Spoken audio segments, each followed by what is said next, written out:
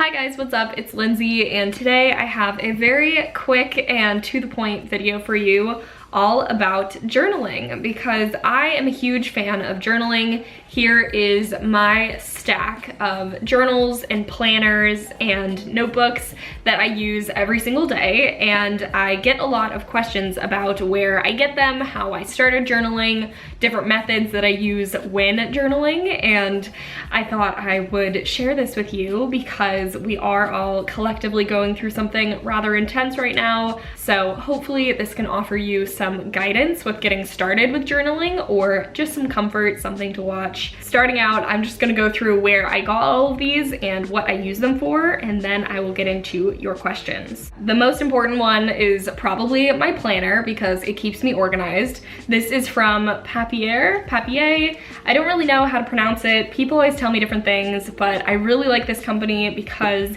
you can choose what design you want, and they also can be customized, so it has my name on it, which is nice. And this is actually my second year of having one of their hardcover planners, so clearly I really like them. I just like this setup because it has your weekly view on an entire spread, and it also has a monthly overview, which I really like, and a little section for goals, to-do lists, important dates, and a wish list for each month, which is kind of different. Not all planners have that. And in the back, it also has a ton of extra paper. I always end up drawing in the back of my planners, so I'm glad that it has some space for that. I don't really have any special methods with this. I just really like that it has an area for to-do lists, an area for this, for that. It makes it very easy, very straightforward, because I am not a fan of bullet journaling. I definitely prefer when all of the structure is there for me and all I need to do is fill it in. I do check it every single day, even if it's the weekend, which is something that I had to get in the habit of because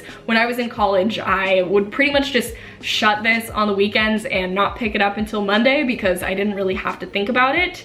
But now that I work for myself, I check it every single day, and especially right now, it has been helping me a lot to stay very organized. So I love my planner. I highly recommend getting a planner, whether you are in college, post-college, working. It's really nice just to keep track of like grocery lists, personal goals, things like that, birthdays. It's important. I have my YouTube planning notebook, which is from Need Supply. I will link it below if you are interested. I really like it because it has rounded corners. Like, it's just a really small thing, but I really love the feel of this journal. And this is actually a gridded journal. It doesn't have lines, which is nice if you want to draw or make charts or make lists, like make little boxes to check off, which I really do a lot. So that's something that I really like. So you could kind of exchange this thought, if you don't make YouTube videos, with like an art journal or like a creative project journal, maybe like a side hustle, just different ideas you have, like a podcast. So in the beginning, I have lists of video ideas that I want to make, and it's just kind of like a running list that I am constantly updating. And then when I go to make a video on one of those ideas, I'll usually take up a whole page on like, you know, the details of it if it is something kind of fully involved that needs, you know, some more writing. And then I also have different pages if I'm like brainstorming with a brand on like different video ideas, or like if I have a phone call, I'll write down important things that are said on the phone call so that I remember it, because I always get really antsy when I'm on phone calls, and of course I don't want to forget things, so I'll write things down. I also like to write down the questions that I get on Instagram for videos in here. So here is a chai chat on adulting and finances where I wrote down all of your questions so that I could hold it physically while doing the video, because sometimes that just kind of helps me. And I also like to try and keep track of my current favorite things. So if I want to do a current favorites video in like a month or two from now, I'll remember what my favorite things were over the past couple months. I just like to keep things separate. For some reason, it just works well for my brain. So this one is strictly for work and projects like that. Next up, this is pretty much the opposite of my work journal, and that is my personal journal, or basically my brain dump location. This is where I go to document what I'm feeling, what I'm going through, what I'm thinking about, what I'm dreaming about. It is just a classic soft cover moleskin. I've had hardcover ones too. I've completed at least 3 or 4 complete journals since I started journaling about 2 or 3 years ago. So totally recommend Moleskines. They are the perfect size for throwing in your bag, and they are just a classic for a reason. You can buy them on Amazon. For me personally, I like to keep it very stream of consciousness. I journal when I want to. I don't have a strict schedule, a structure, a time of day.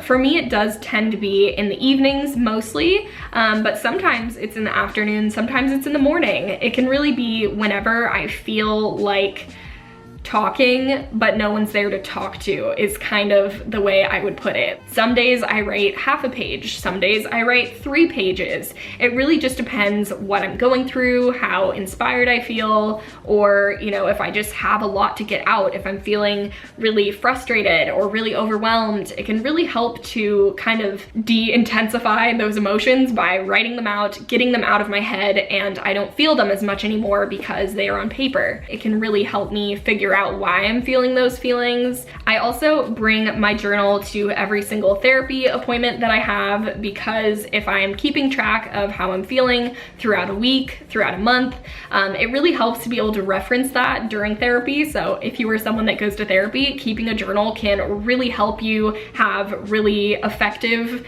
therapy appointments, because you have like bullet pointed lists of things to talk about, or you can recall how you're feeling during a specific event that happened that week, or things like that. It's really fun to look back on memories, on significant events, on when you met different people in your life, your first impressions of your best friends. I have those things written down because I've been journaling for so long, and it's really special. I'm really glad that I did it through college, because I have like a personal track record of what I was feeling and what I was going through, and it's just kind of nice, but I know it's not for everyone. So that is everything about this journal. And then my last journal is my gratitude journal, and I also wanted to show you my new one that I just bought to replace it. So this is the gratitude journal I've been using since July, and it is almost filled up, probably because it's just so small, so it's not very thick, and you can buy it from Prism Boutique.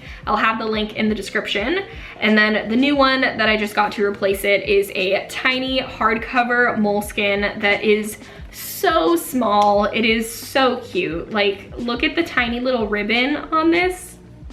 If you haven't heard of gratitude journaling before, I think it is probably the easiest type of journaling to get into. It is not intimidating, it is not long form, it is very short form. All you need to do is find a journal, find a piece of paper, whatever you want, and write down 3 things that you are grateful for every single day. You can write them down in the morning, you can write them down at night, you can even skip a day here and there. It doesn't have to be 3, it could be 5, it could be 2, depending what's going on.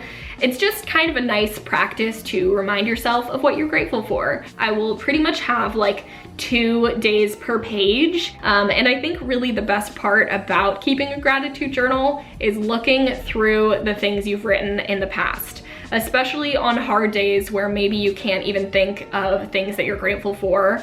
If you just flip through and look back at all the different things that you have been grateful for in the past, it's really heartwarming, and it can kind of remind you to be grateful. And it's just been something that I've become super grateful for. That was not planned, but it's become something that I love more than I ever could have expected when I started doing it. I totally understand if writing a journal entry every night is like way too much for you. Sometimes it's too much for me, sometimes I'm just too tired, but pretty much every single night I can guarantee I write in my gratitude journal, because it's just easier, it's really short, I can just grab it, write a couple things, roll over and go to sleep. And the reason I started gratitude journaling at all was actually an idea from my therapist, and I said, oh yeah, like yeah, I'll do it.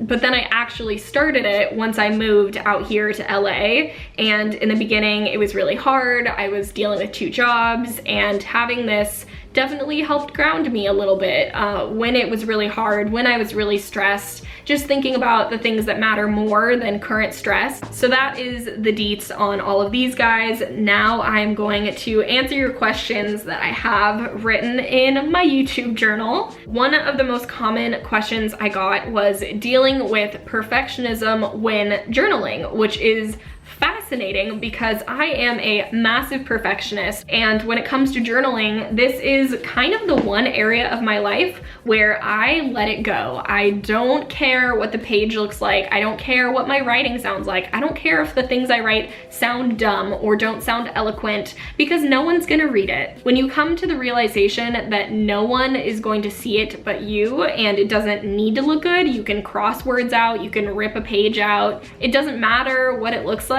I think you will release it. How do you find time or motivation to write? Like I explained to you guys, I don't put pressure on myself to write a certain amount of times per week or a certain amount of words every time I write, and I think that really helps me get more intrinsically motivated to write, because no one is going to look at your journal, no one is gonna know how much you write. It really doesn't matter too much having a structure, because nothing is due, there's no pressure, that is all just in your head. Just use it as an outlet, use it as a place that you know if you do it, you will feel good. And for me, I find it feels like a huge release. Like I feel so much more relaxed, I feel so much less stressed when I journal. So it makes me want to do it more. It doesn't feel like a chore, it feels like a treat. It feels nice to be able to write and to be able to get my thoughts out of my head. So I think just kind of reframing it so it's not a chore, it's not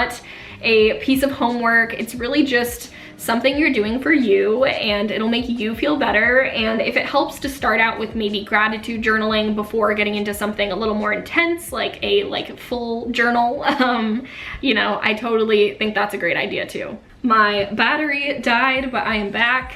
Just means I'm talking probably way too much. This is probably the most asked question I got, and it is how to stop judging what you write, or like hating your writing, what it looks like, what it sounds like, just everything about that.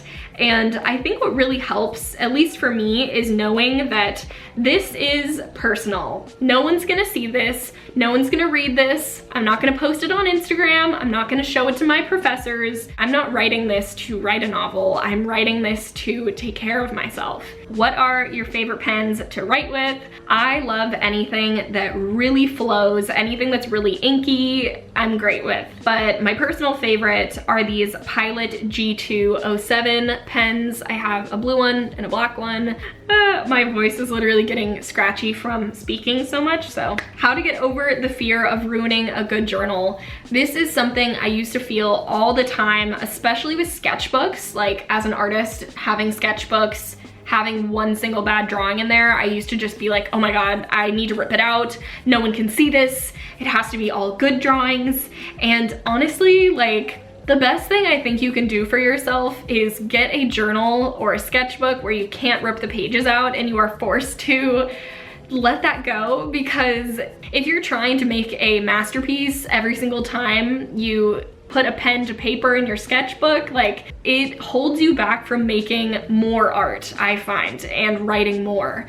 I also got some questions on any prompts to get started if you don't really like to be a free flow writer, and I totally get that. So I'm going to write some prompts in the description box because I want to give them some more thought. But there are a few things that I really kind of generally go to when it comes to writing, and that is, how am I feeling right now? What is weighing heavily on my mind? Is there anything that, you know, I'm struggling with? And just kind of let it flow from there. So those are pretty much all of your questions that I have to answer for you. Let me know if you have any more in the comments below, and I'm sure either I can help you or other people can help you in the comments. I always love seeing that.